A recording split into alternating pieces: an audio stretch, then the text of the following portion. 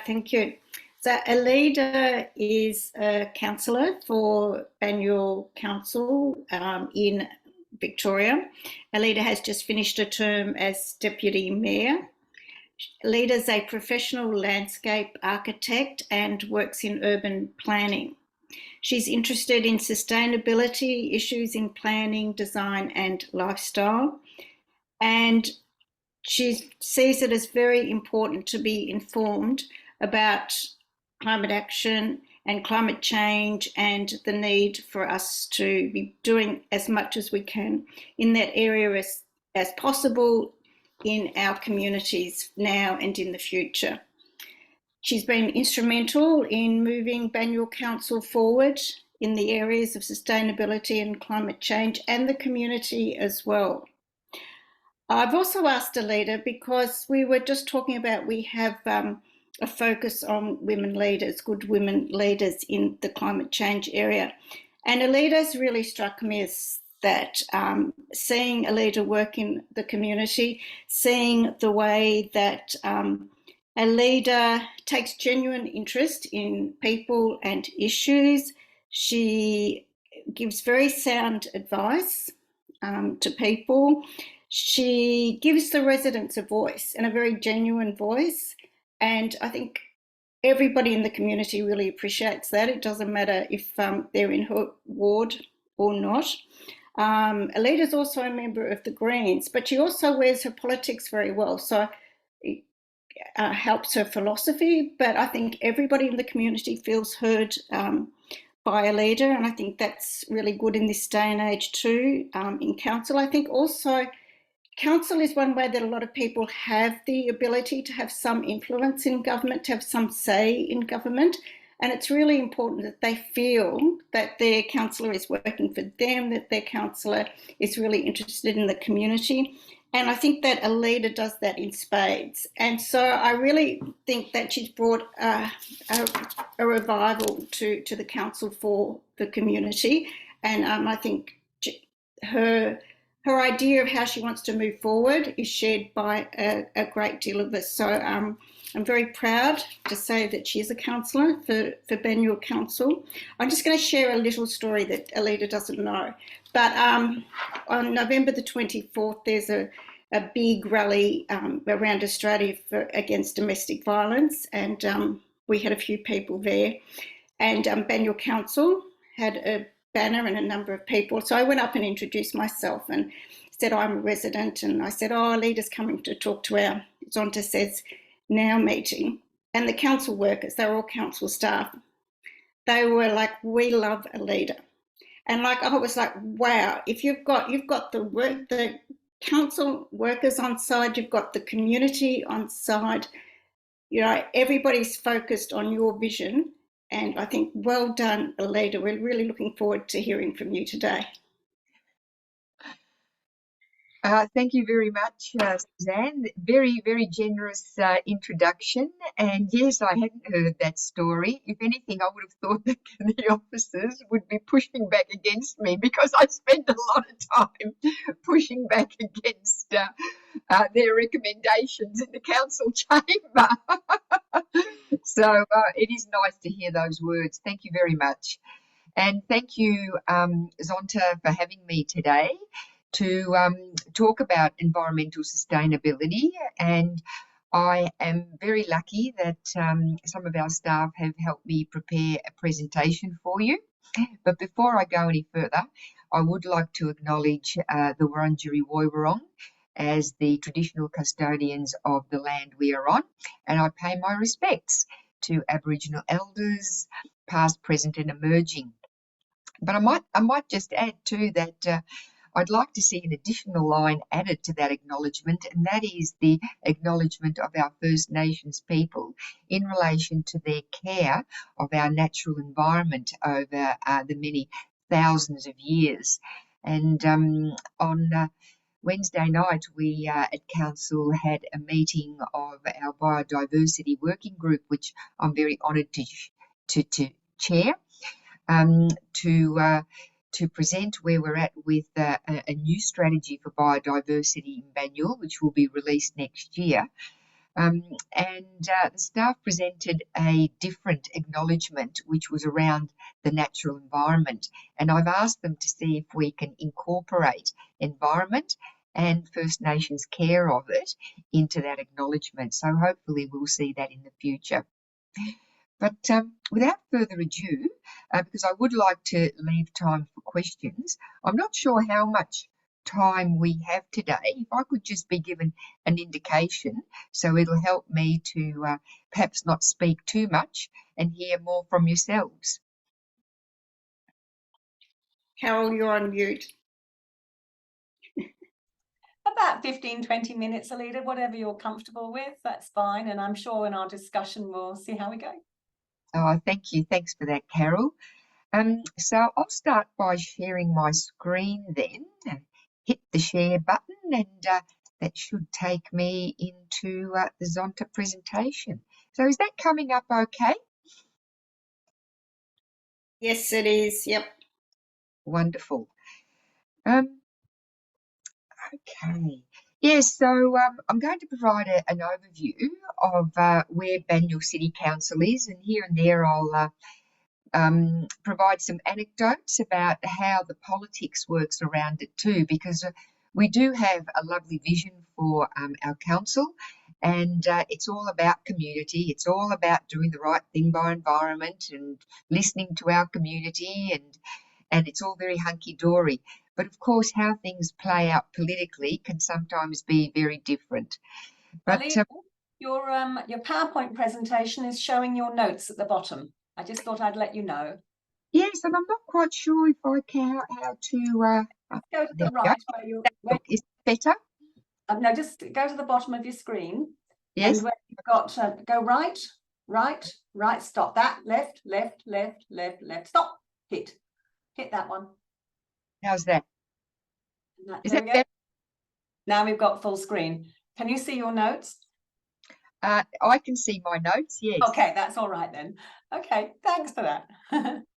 Now that's full screen. I'm just going to ask one more question. Just make sure no, I don't need to ask that question. So we'll move right ahead. Brilliant. Yes, so you've probably read the bottom of the screen for this first slide. I'll be talking about some of our sustainability strategies and programs, some of our key challenges, and the importance of collaborative efforts across the sector, as well as our upcoming priorities. So these are some of the strategies that Council has in place to strengthen our sustainable environment. And of course, the first key one is to protect and enhance our natural environment, providing connected habitat for diverse flora and fauna. And then there's a range leading to 8 of them, talking about minimising stormwater pollution, demonstrating leadership, empowering and educating the community to take action. And that's a bit like what I believe Zonta is doing, taking action to empower through advocacy and service, avoiding waste generation and encouraging and supporting community to achieve zero waste to landfill. That's an area where we actually have achieved a lot of ground in the past 3 years. Engaging in and working with the community to partner and protect and experience the environment. I've done quite a bit of work in that area, which I'm happy to talk about. And also protecting, increasing and maintaining Banyule's urban forest. And we've just adopted a new urban forest strategy.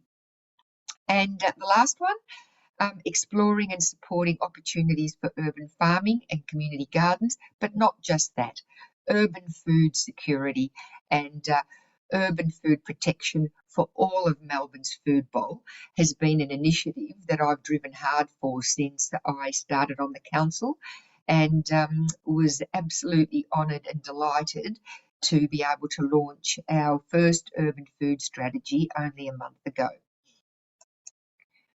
So our climate action journey. We have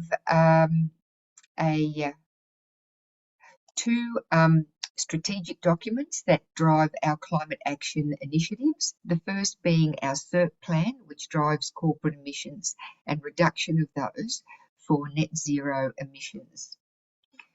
And how we're looking with that is pretty much on target to achieve zero net emissions for council facilities by 2028. It's not 2028, sorry. Yes, 2028. So as you can see, looking at the graph that I'm about to put up, we have actually made significant impact, particularly in the last couple of years, in tackling corporate emissions. Probably the most significant thing we've done is to enter a power purchase agreement with other councils in Victoria to purchase 100% green power from 2 wind farms in Western Victoria. And we joined with a number of other councils to do that. So this means that we've eliminated all electricity emissions and reduced our overall emissions by approximately 58%. So just going back to that previous slide, you'll see that heavy vehicles, or rather, I'm just having trouble seeing that. Just go over because I've got 2 screens open here. So electricity, we've done relatively well at. Where we're actually struggling is with our heavy vehicle fleet. And we actually had a report go up to council this year looking to replace 2 of our heavy vehicles, 2 of our garbage trucks.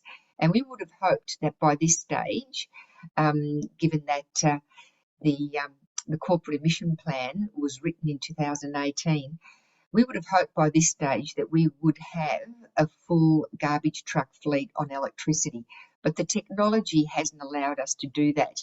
So I was actually very disappointed that we approved the purchase of 2 fossil fuel driven waste trucks this year. We had to for health and safety reasons for the staff. But what we're finding is to reach our target, that there are some of the, not only technological advances not necessarily being there, at least not in this country, but the other issue is getting the funding to replace some of our big emission emitters. And currently, the 2 big ones that we're having trouble with, other than our heavy vehicles, are our swimming pools.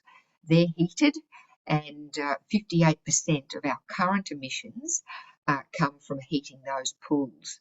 But to change over to electrically heated pools, and that's for Ivanhoe and Greensborough, is in the order of many millions of dollars, which we will rely on assisted funding from federal and state, which, whilst we have put in for grants, we're still looking for approvals. Now I'm just going to move towards the other strategy for reducing emissions, and that's our community emissions plan, where we are hoping, and this is our strategic objective, to be a council overall with net zero emissions by 2040. And it's a pretty ambitious target, given that we've really only scraped the tip of the iceberg. The photo that's just come up is around our food waste, and that's been a terrific initiative for this council, where we introduced what's known as FOGO, Food Organics and Garden Organics Waste Recycling. And we went for a pretty full-on FOGO treatment of all our food waste being collected once a fortnight, and no use of plastic bin liners within our caddies. So we went for the highest level we could that was on offer, and we attracted a contract with Veolia, who are responsible for composting our food waste, and then that goes into agricultural businesses such as vineyards and the like, to act as compost. So it's nice to see that recycling of food waste. And essentially, we are saving from landfill 600 garbage trucks of waste each year. on account of this recycling initiative with food waste. So that's been a really positive and effective sustainability goal and achievement for this term of council. And I say this term of council, we have one more year of this term of council before elections in October next year. So, and just looking at some of our urban food gardens and solar panels. Our solar panel initiatives are pretty exciting, not as many as we would like to have, and the uptake has perhaps been limited, but we do run a solar savers program which aims to assist our residents source better priced solar panels, and also running audits of their home energy systems as to where residents can save on energy, and providing tips and advice free of charge. So, right, moving along. So, in the upcoming 2 years, we're going to be looking, as I mentioned earlier, to electrify our aquatic centres in Ivanhoe and Greensborough. It will exceed $10 million for sure. Just the overhaul of Ivanhoe Aquatic is estimated at $30 million. And transition of our fleets, such as our waste trucks, to green alternatives. Limited commercially viable options at present, but it's something that we are pressuring our officers to at least bring one truck on, so that we can indeed start to make some dents in that area. I was recently presented with a range of power tools that our operations staff have also lobbied for in operations to replace their petrol-driven tools. So things like jackhammers. We're now using battery-operated jackhammers. We're using battery-operated concrete screeders. And we're just about to launch 2 battery-driven lawn mowers. Now, what the staff have told us is that not only are we doing the right thing by the environment by replacing all the tools that are used to make our roads, repair and build footpaths, and do the various maintenance and construction works that council is responsible for, but we're finding with these tools that they're a lot lighter to use. So staff have now recorded a lot fewer injuries and days off work due to injuries caused by using heavy motorised equipment. So that's been a real interesting, I suppose, value add element of transferring from fuel-driven to electrical battery-driven power tools. So with our community emissions, we're advocating for stronger state and federal government emission targets. 2050 is just too far, so 2040 is the benchmark we've set. But we realise that tackling climate change is a super wicked problem, and there's no way that a local government agency can operate on its own. So we operate not just as a council on its own, but we partner up with 8 other councils to form an allegiance of 9 councils that comes together to work on large issues that a single council couldn't effectively address on its own. So that comes under the banner of the Northern Council Alliance, and it is largely attended by chief executive officers of each of the 9 councils in the northern region of Melbourne, as well as the mayor. So the other challenge is supporting residents and businesses, as I mentioned earlier, to electrify their homes and improve energy efficiency. And whilst I mentioned a couple of incentives, including incentives for our business park in Heidelberg West, we're still a long way off actually making a serious dent into community emissions. And given that corporate emissions only account for 3% of the overall emissions generated by Banyule City and its communities, it is serious. It's a serious area that we realise we have to tackle if we're going to reach net zero emissions for the entire city by 2040.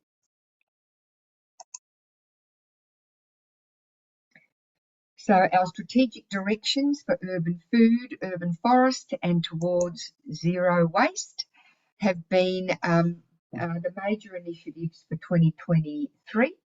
Biodiversity and a review of our corporate emissions reduction plan, and the introduction of another plan, a new plan, lots of plans happening in Banyule, is climate adaptation.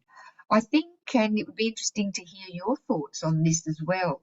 We've come to a point where we realise that mitigation, while it's important and we still need to work towards mitigation, that climate change is here, and it looks like we could well exceed 1.5 degrees, even though that was the aim that we were trying to keep under the through the Paris Agreement.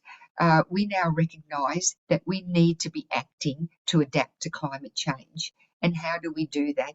Well, we've looked at strategies through our urban forests, such as tackling urban heat island, for example. What are the major transport routes, especially for active transport like walking, to get from people's homes to major activity areas such as railway stations, shopping centres, the local library? How can people walk to these areas on a hot sunny day and be shaded for that entire journey? How many more trees do we need to plant? Are trees the only answer? We know that personal health is affected through warm days, especially in the case of heat waves, where we have extended periods of heat, and that those extended periods do not incur sufficient cooling at night, and that a lot of issues in terms of health occur due to lack of nighttime cooling. We also know that adequate shading of your property through shade trees can reduce the temperature on a property by 6 degrees. Now, all that evidence is out there. And how do we, through our urban forest strategy, which for the most part can effectively tackle public land, how do we influence what's happening on private land? And private land forms the majority of land holding in Banyule, as it does for all of the Melbourne metropolitan area. So climate adaptation is a plan that will start being worked on in 2024. Water management and community climate action. As I mentioned earlier, we realise that community climate action is an area we need to be focusing on a lot more for serious reductions in emissions. Water management is another area that this council has been working on, particularly with the last 10-year drought we had. I mean, we've gone through a number of years now of La Nina, and I'm also wondering whether even with this summer we've had a prediction of a long, hot, dry summer, and that's possibly still before us. But I think you'll agree that so far in Victoria anyway, we've had a relatively mild summer with interspersed with frequent rain. So we understand that drought will come again, but in the last drought, Council did install a number of extensive multi-million-dollar water harvesting projects to capture a significant amount of runoff, particularly in our main playing fields. And Susan, you'd know that over at Chelsworth Park, quite an elaborate system, underground system, was introduced there, and that system in Chelsworth Park collects water all the way from Ivanhoe Shopping Centre, which is a number of kilometres away from the park itself. And that goes through a filtration system before entering the tanks under the playing fields at Chelsworth Park. So that's another area we'll be looking to spend more time on in 2025. Our first urban food strategy.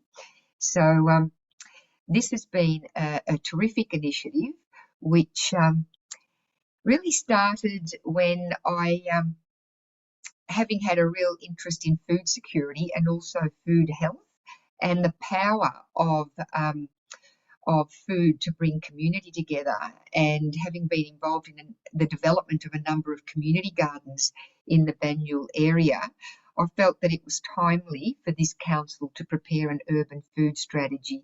So I suggested it to my fellow councillors, one of whom suggested that it was a stupid idea, and another one suggested, well, they're all the same, aren't they? So why don't we just take one from another council and put our own logo on it? And I thought, right, well, I think responses like that really indicate that the level of, or the lack of understanding of what a food strategy is. And I think I'll do some homework on this and present some statistics. So the staff and councillors were really taken by some of the aims that I did present, and some of the statistics. In Banyule, we actually do not meet the average for healthy eating, particularly when it comes to eating fresh fruit and vegetables when compared against the Melbourne metro averages. So that was one reason that I thought we needed more education and a campaign around healthy food options. We also have some of the poorest socio-economic areas in Melbourne, and food security is a real issue for those places. We do have a wonderful volunteer service whose acronym is BANSIC, which does provide food parcels for those in need every week. And from time to time, I've volunteered there, and they do an absolutely sterling job of helping people not only eat food on a regular basis, but eat nutritious food on a regular basis. And the other driver for an urban food strategy, which perhaps doesn't affect Banyule directly in terms of land management planning, is the protection of our green wedge and peri-urban zones, where we do have still a significant amount of food produced which serves Melbourne's food bowl. Melbourne used to be provided by the majority of its food on its boundaries in its peri-urban areas, and that has largely diminished over time. We probably now source less than 40%, whereas it used to be closer to 100% of locally grown and sourced food. And with the pressures of our ever expanding urban areas, those areas tend to eat into what is prime agricultural land. Our urban food strategy says this has got to stop. We need more medium density development, which does need to be done respectfully in relation to neighbourhood character, and we believe it can be done respectfully while also retaining our food bowl. Now, we've just gone through a pandemic, and we've seen what it's like if the supply chain with regards to food supply is disrupted via interstate and also international supply. So I think going forward, particularly with climate change and increases potentially in situations like pandemics, shocks to our system caused by flooding and drought, which can disrupt the supply chain in relation to food, we need to know that we can feed a population of 5 million with locally sourced food, and we need to protect that food bowl. So advocacy on the part of the urban food strategy is something that that this food strategy calls for. Now, to launch the strategy, we asked Emeritus Professor Michael Buxton to come to Banyule, and you might know Michael Buxton as a renowned international speaker as well as urban planner on protecting peri-urban areas. He had a look at our urban food strategy and felt that it was a leader in its class worldwide, because this is an issue affecting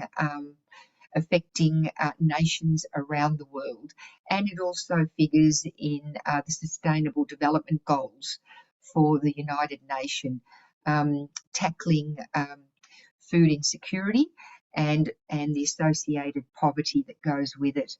So exciting things happening on this front. Many people too who were involved in the urban food strategy and who we reached out to. This has probably been one of the most engaged projects we've undertaken in my term of council. Susan will attest to the fact that community engagement is a big deal for me, and it was one of the reasons that I ran for council, to actually implement more bona fide, meaningful engagement with our community. So in the preparation of this strategy, we reached out to over 700 people, and by reaching out, I mean we got feedback from over 700 people, and we did it through a number of ways. Whilst I support digital platforms for community engagement, and all councils use them now, I would never just endorse that as an only platform. I think that if we're bona fide about consulting with our community, then we need to be meeting them face to face, and we need to go out to the community on their terms. We need interceptions. We need to be out in our parks. We need pop-ups in our shopping centres, libraries, railway stations. We need kitchen table talks where small groups in safe spaces can feel free to express themselves and have the space to have a voice. We need to engage a variety of forms of engagement to suit the very diverse types of people we have in our community if we're bona fide about engagement. And that's what I was able to have undertaken with this, being the chair of this project. So a number of images there, including one of our urban farm. Who would think we would have an urban farm in a middle ring suburb of Melbourne? I mean, we're only about 8 kilometres as the crow flies, if not less, from the CBD of Melbourne, and yet we do have an urban farm here, which opens its gates to the public on Fridays and Saturdays through the farm gate, and it does a wonderful job of involving volunteers, teaching them how to grow food, and integrating with the special school next door. So it's actually not on council land, it's on state Department of Education land, and students from the special school get involved in all sorts of aspects of maintaining and running an urban farm. Everything from planting, weeding, to making vegan dog biscuits, can you believe? So we'll move ahead. I'm just aware of the time, Alida, so be aware of it. Thank you. Thank you very much, Carol. And I do need these reminders because, yes, I tend to be a bit passionate about it and can go overboard very quickly.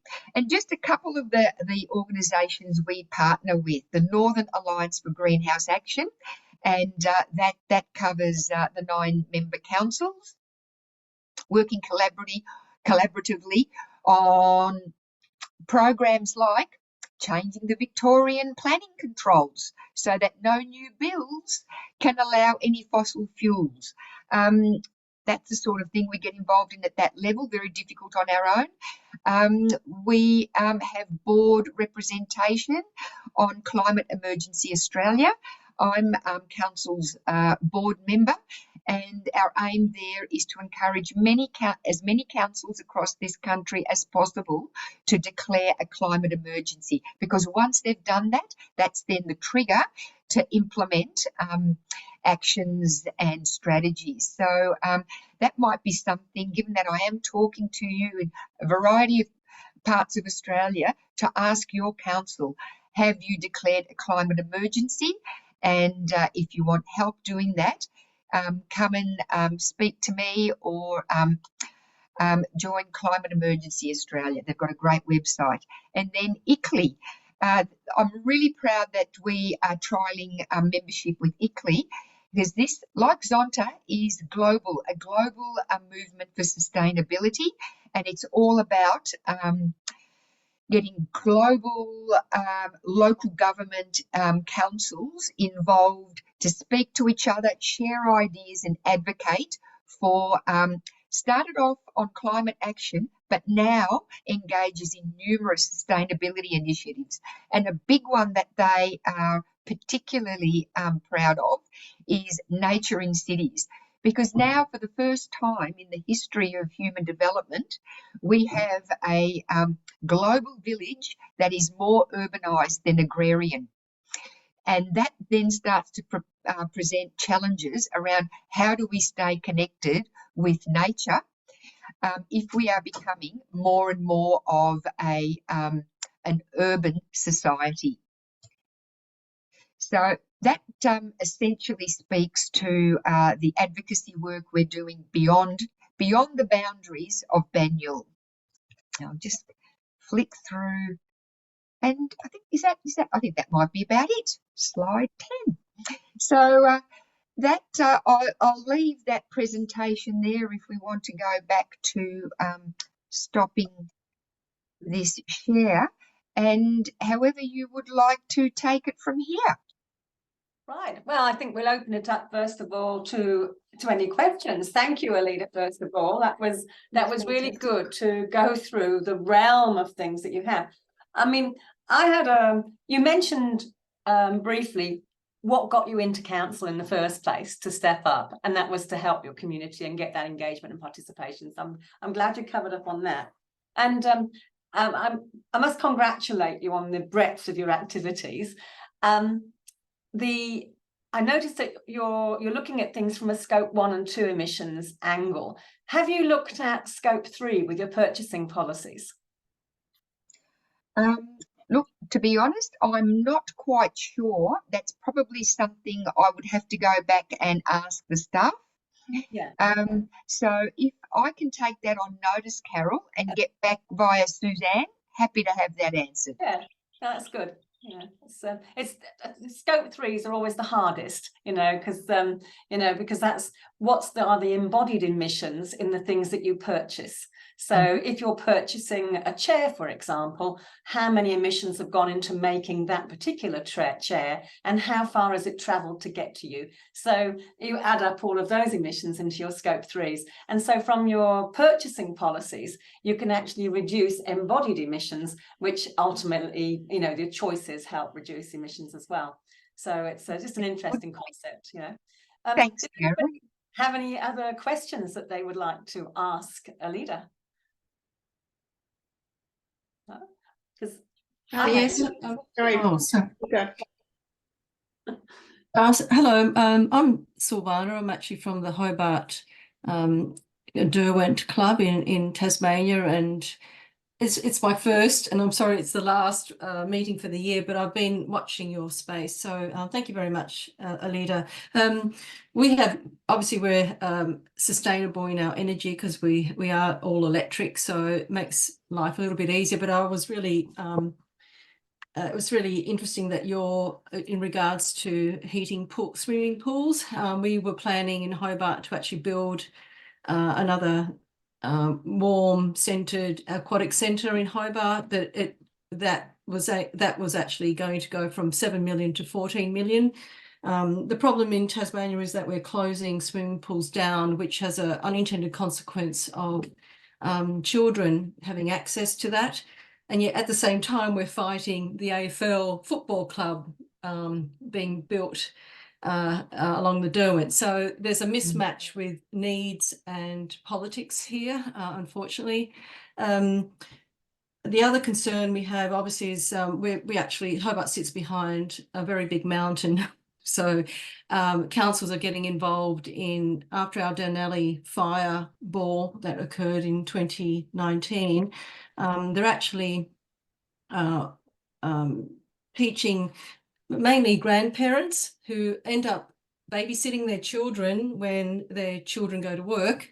And I don't know if you recall the image of that woman holding her children in the water, and that was actually a grandparent. So a lot of councils are actually, it's the grandparents that are coming forward to sort of learn how to deal with an emergency situation. But we all have a problem with the fuel that we have here in Hobart, I suppose, in regards to that. But what struck me was we also, unfortunately, Hobart is circulated around a hospital.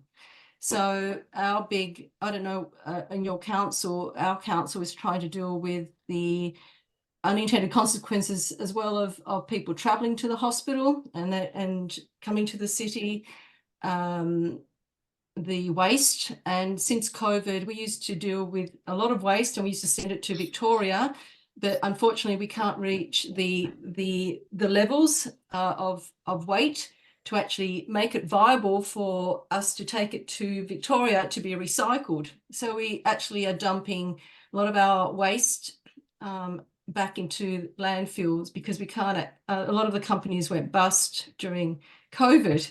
So there are incredible challenges being on an island, but I was just wondering around healthcare, are you looking into that? Because even our pharmaceutical waste going into the Derwent and in our river is causing concern, but around your council, are you looking at those sorts of things? We do look to Victoria for ideas, by the way,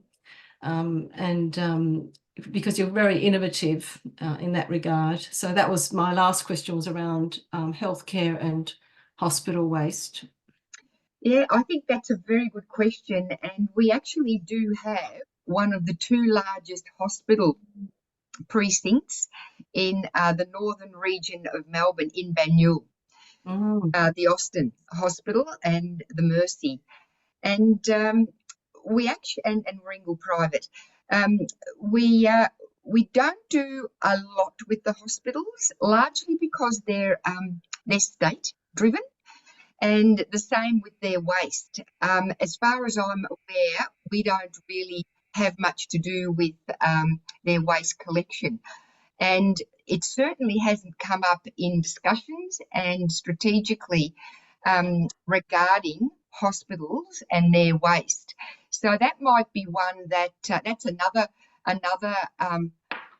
question I can delve further into for you, because like I said, we are one of two of the largest and only hospital precincts in the entire northern region of Melbourne. So it's a good question, and we've had so far very little to do with our hospitals, other than when it comes to the requirement for council approvals in relation to planning. I mean, with our waste and collection of food waste, I mean, we have our challenges too, not so much with single dwellings, but our challenges are around apartments and what we call multi-unit dwellings, because we don't have the truck interfaces to be able to collect those bins.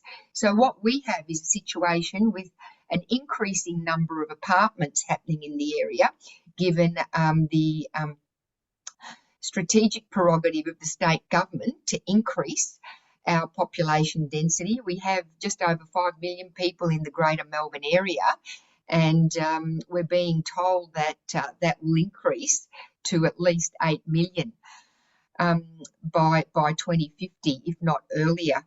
So middle ring suburbs, which Banyule forms part of, is being pressured to take on a significant number of that additional population, and it will be through higher density and high-end medium density, so say 5-storey to 12-storey apartments. We can't at this stage collect any of their food waste, because as I said, the way our trucks collect garbage is we have side arm loading trucks, and a lot of the apartments and even multi-unit dwellings like some of the townhouses require reverse entry trucks. So it's a whole new system and investment strategy to go down that path.